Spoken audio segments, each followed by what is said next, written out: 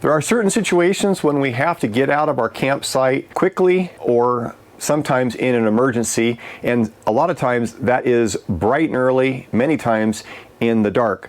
So watch this video and I'm going to show you my procedure on how I accomplish that safely, effectively, and quickly.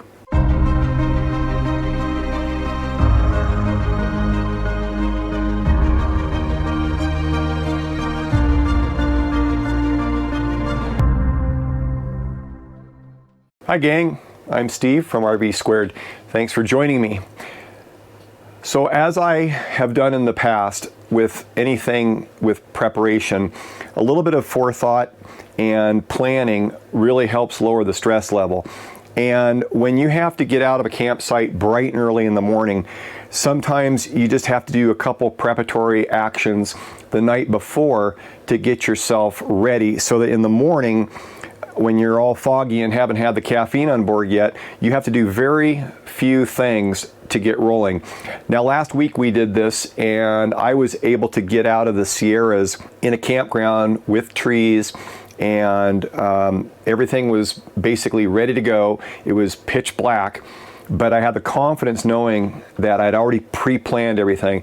And I want to emphasize pre-planning is everything, and that includes your exit routes. So don't be caught in the morning all of a sudden stressed out realizing, gee, did I not plan on that turn? Is my toad gonna clear it? In this case, we made the decision safety-wise to connect out on the pavement where we were under better street lights and had much more clearance, so we didn't have to worry about our toad sweeping around a tree or something that we just happened to miss. But I did walk and drive that route several times before we actually left.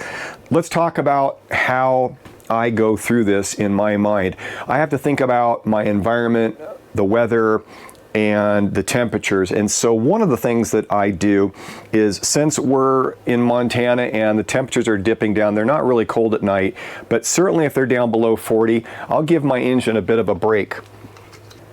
I'll turn on the engine preheat. The preheat just basically brings an electric heater on board in the engine, which helps bring the temperatures up so that it preheats the oil and preheats the water that's in the block. It just takes a little bit of the warm-up time on a big diesel block down a bit. It helps you get your temperatures up faster. It lowers your idle time to get your fluids running, and this block heater gets me up to, I think it's right around 100 degrees, which is pretty good. Let's move to our utilities. Now, I like to think ahead, because what you're going to do is you're going to disconnect your utilities. That means you're going to disconnect your sewer and your water. I leave my electric connected, but I always plan ahead. If I've got waste, I'm going to go ahead and dump my waste tank, and I always assess my water level. Now, I could just go ahead and give my autofill the chance to top off my tank, and if you're going to go on a long route and be hopping along on one-night stands to each of these parks for the next few days, you might want to run that tank up 100%, but we know we can stretch almost a week if we're judicious with our water supply. So I'm not really worried about topping off my tank right now, but it's just something to think about. Top your tank off, or at this case, we're at 87%. That's plenty more than we need just to get over into Idaho. While there's not a big reason to, run around with some waste tank water, it's always nice to have a little bit in there with some cleaner. I like to have maybe about 10%. I put a heavy dose of cleaner in there, and so it gets agitated and kind of cleans the walls when you're sloshing around. Now in the morning, the last thing we want to do is be cleaning stuff up to pull the slides in. So as the normal procedures go, the usual routine is, we lock up our showers, we take all the soaps down. I've talked about this many times, but these bottles are something that I insist on. They have the openings and caps at the top. I do not ever want any more of these upside down bottles or even pumps. And here's why. A while back, we had pump style soap dispensers in here. And we go up to high altitudes all the time. And what happens is when that high altitude gets in there and squeezes that bottle, guess what happens to these fluids or soaps or whatever? They pump out, and I had a huge mess of soap on this carpet, and it was a real chore to get clean. So you'll notice everything we've got in here that can possibly purge is put with the nozzles or the openings or the caps up, so that if anything happens, it gets caught in these containers. And I also make sure that these containers do not have the holes in the bottom, such as this shower bucket, which does, and that will actually leak right out on the carpet as well. One option for you is to actually move in a couple slides. That actually speeds the process up in the morning.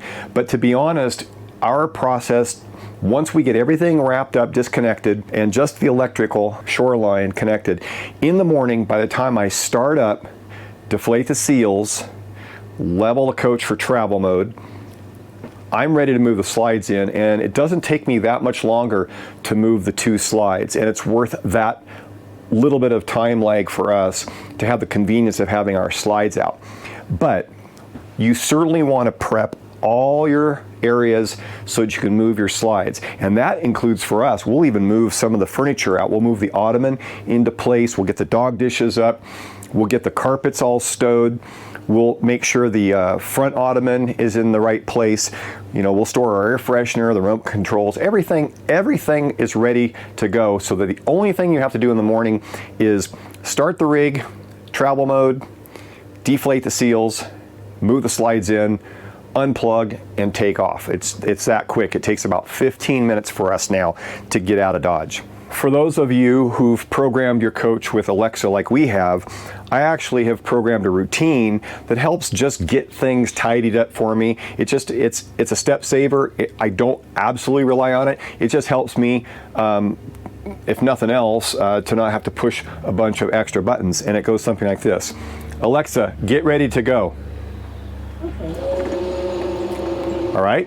What I've programmed is my shades go up. You'll notice my awnings are coming in, and it's turned off my lights, and it's turned off my aqua hot. It's left my water pump on, all right, and it's left my compressor on. But everything else has been turned off. It's important to check your exhaust fans, and here's why. You know, sometimes you can't always rely on the spider system to turn them off. In this case, this bathroom fan has a little bit of a glitch on the limit, and so to get past that limit, you just wiggle the manual knob and it will go ahead and trigger, in this case, the exhaust fan to come down. But this is why you always want to do a visual check, even though the Alexa routine I have is commanded to pull those shower and exhaust fans down. So that's the wrap on the inside. The window awnings are up, the shades are up, the utilities are off, the lights are off, and then what I'll do is I'll go outside and prep. Now again, this is the night before, not the morning. Now outside, you want to just check your coach, give it a 360. Make sure your window awnings are in and locked tight. Your upper awning should be locked in and tight too. You notice that carefree awning is out a bit. Probably last night I stopped it a little short. Or worse, you might have an alignment problem. And the worst thing you want to do is take off and not check that.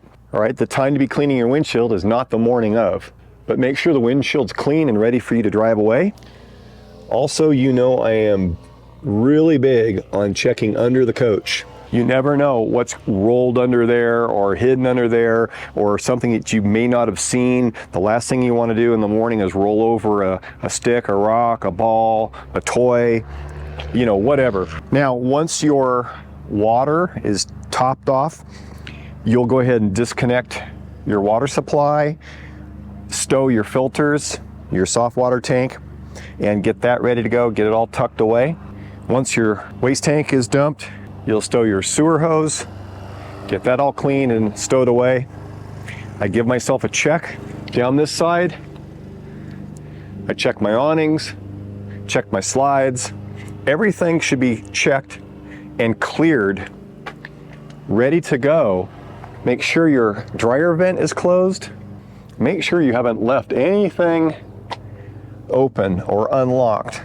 Get all your mats ready to go. Get them at least cleaned. If you're on a dirty forest floor and you need to keep those out in the morning, at least get them cleaned off so that in the morning all you got to do is roll them up and put them in the back of the truck or underneath a storage. If they're super dirty, you can always wrap them up in a plastic bag. I give my tires a check just visually. Now let's talk about the toad for a second. On the one night stands, the bump and runs, you're just going to keep your toad connected, but I have to make it emphatically clear that you shouldn't rely on your toad being 100% safe and good to go in the morning. I will always still go back in the morning before I pull out, yes, even at dark, and I will double check. And here's why. There have been stories of people tampering with the tow connections, and I'm not going to go into details of what was done, but let's just leave it at the fact that you should inspect before you pull away, and that will reduce the chance of surprise. So a little preparatory work on your toad. I'll go ahead and get my tow pins pre-connected. You always give those plates a real good, secure double check, visual check. If you've got a wrench, great, go for it. Tighten them up. You cannot over inspect those base plates. Just had another friend with another tow hitch failure just the other day. Sometimes there's nothing you can do about it, but what you don't want to have happen is have your base plates loose to the point where that causes so much shock that it actually fractures your plates or your frame or shears off the bolts. If you don't know, when we're out off-roading and whatnot, I always unscrew and remove my TPMS Pressure Pro sensors. The reason I do this is because, especially on the stock valve stems, which I have since replaced, those are rubber, and the rubber cannot handle the stress of that centrifugal mass of that TPMS sensor. It wiggles around and will eventually either crack or actually shear off the rubber valve stem.